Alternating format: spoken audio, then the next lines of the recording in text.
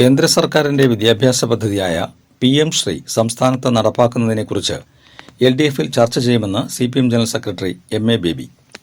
CPI ഉയർത്തിയ വിമർശനം അടക്കം LDF ചർച്ച ചെയ്യുമെന്ന് അദ്ദേഹം പറഞ്ഞു.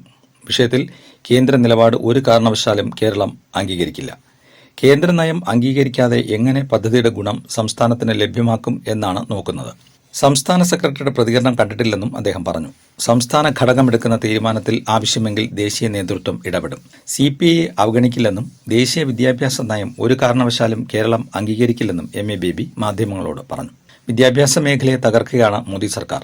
ബീഹാർ തെരഞ്ഞെടുപ്പിൽ ബീഹാറിന്റേതായ ചില സ്റ്റൈൽ ഉണ്ടെന്നും അന്തിമ ഫലം തേജസ്വി നയിക്കുന്ന മുന്നണിക്കായിരിക്കുമെന്നും MA ബേബി കൂട്ടിച്ചേർത്തു.